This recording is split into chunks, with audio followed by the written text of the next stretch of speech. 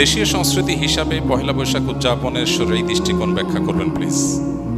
দেখুন, ইসলামে একজন মানুষকে বেঁচে থাকার জন্য আনন্দ, বিনোদন এবং সাংস্কৃতিক যে আয়োজন আছে সেগুলোকে ইসলাম মৌলিকভাবে নিষেধ করে না, বরং পৃথিবীর যে কোনো দেশের যে কোনো অঞ্চলের মানুষের নিজস্ব যে সংস্কৃতি আছে, নিজস্ব যে কৃষ্টি কালচার আছে, এই সমস্ত কৃষ্টি কালচার, আনন্দ, বিনোদন, সংস্কৃতি এগুলোর কোনোটা যদি কোরআন এবং হাদিসের সাথে মৌলিকভাবে কোনো সাংঘর্ষিক কিছু এগুলোতে না থাকে, তাহলে শরিয়া সেগুলোকে অনুমোদন করে, নিষেধ করে না।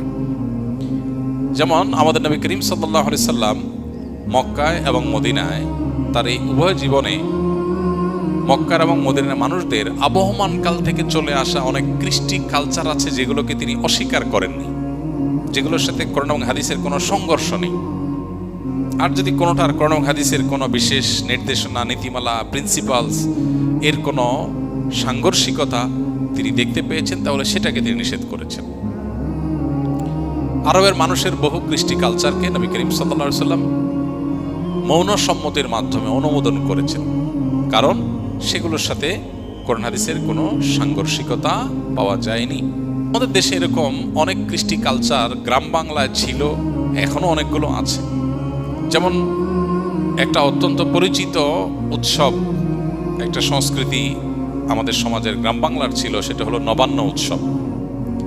নব অন্ন, নতুন খাবার, নতুন ধান যখন উঠতো তখন সেই নতুন ধানের চাল দিয়ে পায়েস রান্না করা, পিঠা রান্না করা, বিভিন্ন রকমের খাবারের ব্যবস্থা করা, ভাত রান্না করা, এটা একটা আনন্দের উপলক্ষ ছিল গ্রাম বাংলার মানুষের।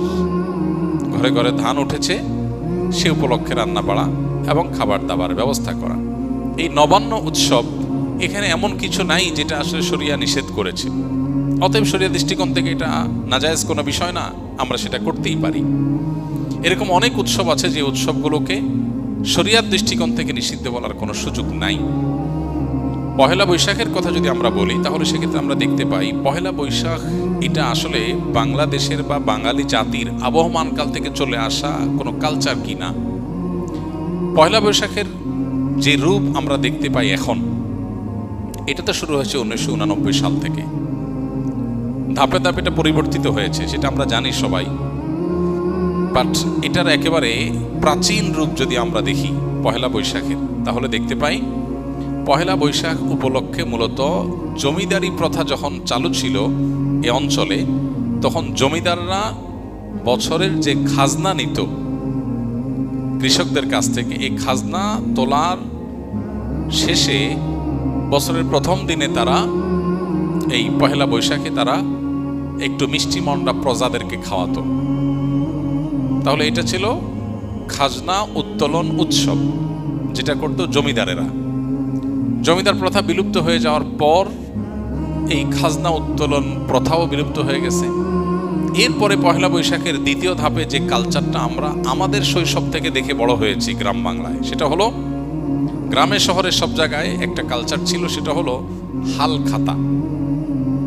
সারা বছর যত রকমের ব্যবসা বাণিজ্য হতো, বিশেষ করে আপনার মুদি মালামাল, অন্যান্য যে সমস্ত সব রকমের ব্যবসা বাণিজ্যই যেগুলো চলমান ছিল, দোকানদারেরা তাদের সারা বছরের যে লেনদেন হতো, বাকিতে যে লেনদেন হতো, এই সব পাওনাদারদেরকে চিঠি দিত চৈত্র মাসে যে পহেলা বৈশাখ শুভ হালখাতা, দোকানে আসবেন, দেনা পরিশোধ করবেন, যেহেতু দেনা পরিশোধ করছেন সেজন্য আপনাকে একটু মিষ্টিমুখ করানো হবে। এই হালখাতার কালচার গ্রামে শহরে সব জায়গায় ব্যাপকভাবে আমাদের দেশে প্রতিষ্ঠিত ছিল। সারা বছরের দেনা পহেলা বৈশাখে এসে পরিষ্কার করে, ক্লিন করে, নতুন করে আবার খাতা খোলা হতো। এই জন্য এটার নাম ছিল হাল খাতা। এই হাল খাতা হলো পহেলা বৈশাখের দ্বিতীয় ধাপের সংস্কৃতি বাংলাদেশের মানুষের বা বাঙালির। এরপরে 1989 সালে মূলত ঢাকা ইউনিভার্সিটির চারুকলা ইনস্টিটিউট থেকে কিছু শিক্ষক শিক্ষার্থীদের উদ্যোগে সর্বপ্রথম পয়লা বৈশাখ উপলক্ষে যে শোভাযাত্রা বের করা হয়, সেই শোভাযাত্রার নাম ছিল কি? আনন্দ শোভাযাত্রা।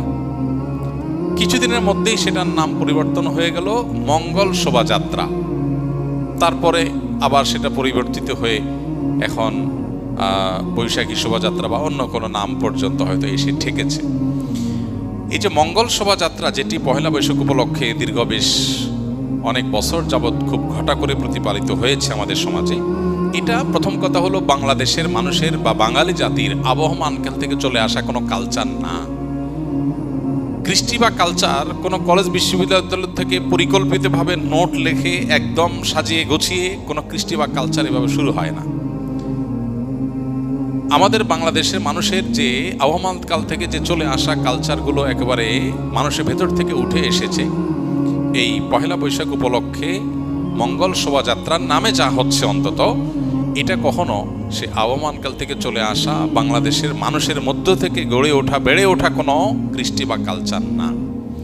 এটা হলো প্রথম কথা। দ্বিতীয় কথা হলো যে এই পহেলা বৈশাখের মঙ্গল শোভাযাত্রাকে ঘিরে যত আয়োজন হয়ে থাকে, বিশেষ করে মঙ্গল শোভাযাত্রা যে বিভিন্ন প্রাণীর মুখোশ এবং বিভিন্ন রকমের প্রাণীর ভাস্কর্য এটা নিয়ে যে র্যালি বের করা হয়ে থাকে, খুব সচেতনভাবে আপনি লক্ষ্য করলে দেখতে পাবেন এখানে পেঁচা, ইঁদুর, হাঁস, ময়ূর এমন কিছু প্রাণীর মুখোশ সেখানে খুবই পরিকল্পিতভাবে ব্যবহার করা হয়, প্রদর্শন করা হয়, যেগুলো একটা বিশেষ ধর্মের মানুষের ধর্মীয় বিশ্বাসের সাথে সংশ্লিষ্ট, যেগুলোর অনেকগুলোই হিন্দুদের বিভিন্ন দেবতার বাহন হিসাবে হিন্দু ধর্মে এটি প্রতিষ্ঠিত।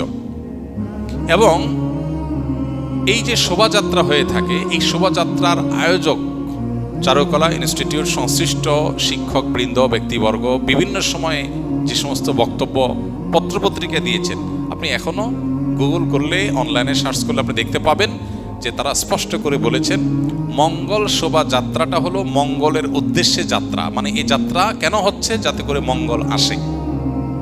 একজন ঈমানদার তিনি মঙ্গল আসার জন্য দোয়া করবেন আল্লাহর কাছে, আর চেষ্টা করবেন, পরিশ্রম করবেন। প্রতিদিন প্রতি ওয়াক্ত নামাজে আল্লাহ আমাদেরকে মুয়াজ্জিনের মাধ্যমে ডাক দিচ্ছেন, হাইয়া আলাস সালাহ, হাইয়া আলাল ফালাহ, মঙ্গলের পথে আসো। প্রতিদিন 5 বার ডাকা হচ্ছে সালাতে আসার, আল্লাহর কাছ থেকে দোয়া করে প্রার্থনা করে মঙ্গল চাওয়ার নির্দেশ আমাদেরকে দেওয়া হচ্ছে। সেখানে এই বিশেষ প্রাণীর মুখোশ এটা ধারণ করার, র্যালিতে নিয়ে বের করার মধ্য দিয়ে মঙ্গল আসতে পারে বা মঙ্গল এভাবে আহ্বান করে মঙ্গল আনা যেতে পারে, এরকম বিশ্বাস করা ঈমানের সাথে অসঙ্গতিপূর্ণ। ঠিক সে একইভাবে ঈমান এবং ইসলামের দৃষ্টিকোণ থেকে আমরা দেখি আল্লাহ রাব্বুল আলামিন পাপিষ্ঠদেরকে কিয়ামতে শাস্তি দিবেন জাহান্নামের আগুন দ্বারা। এটা শাস্তির মাধ্যম। অগ্নি স্নানে সূচি হোক ধরা, এই বিষয়গুলোকে সামনে রাখলে স্পষ্ট হয় যে এটা আসলে মুসলমানদের উপর চাপিয়ে দেওয়া একটা সংস্কৃতি, যেটা মূলত অনেক ক্ষেত্রেই হিন্দু ধর্মের মানুষদের সংস্কৃতি, সেটা মুসলমানদের উপরে চাপিয়ে দেওয়া হচ্ছে। পহেলা বৈশাখকে ঘিরে, মঙ্গল শোভাযাত্রাকে ঘিরে যে কালচার, যে কৃষ্টি আমাদের সমাজে আজ পরিচিতি লাভ করেছে, যেটা আমরা মঙ্গল শোভাযাত্রা দেখতে পাই, এইটাতে আপনি যে সমস্ত উপাদান দেখতে পাবেন, এগুলো মূলত একটা বিশেষ ধর্মের মানুষের ধর্মীয় বিষয় আশয়, সেগুলোকে বাঙালি সংস্কৃতির নামে আমাদের সমাজে গেলানো হচ্ছে। খুবই দুর্ভাগ্যজনক বাস্তবতা। নবীজি বলেছেন, মান তাশাব্বাহা বিকওমিন ফাহুয়া মিনহুম, যে ব্যক্তি কোনো জাতির সাথে সাদৃশ্য গ্রহণ করবে সে তাদের অন্তর্ভুক্ত হয়ে যাবে। অতএব এরপরও যদি কোনো মানুষ, কোনো মুসলমান যদি বিভ্রান্তিতে থাকেন, তাহলে তাকে আল্লাহর উপর ন্যস্ত করা ছাড়া আর কিচ্ছু করার নেই। আমাদের দায়িত্বশীল ব্যক্তিগণের প্রতি আমাদের উদাত্ত আহ্বান থাকবে, তারা অবশ্যই আমাদের দেশের সংস্কৃতিকে ধারণ করবেন, সেটার প্রচার করবেন, আমরা সেটা ধারণ করব, প্রচার করব। কিন্তু আরোপিত দেশের সংস্কৃতির নামে আরোপিত ভিন্ন ধর্মের বিশ্বাস, চিন্তা, চেতনা, কৃষ্টি, কালচারকে মুসলমানদের মধ্যে গেলাবার চেষ্টা, এটা খুবই দুর্ভাগ্যজনক একটা বিষয়। এটা বন্ধ হওয়া উচিত এবং এটার ব্যাপারে আমাদের সচেতন হওয়া উচিত। আল্লাহ আমাদের সচেতন থাকার তৌফিক দান করুন।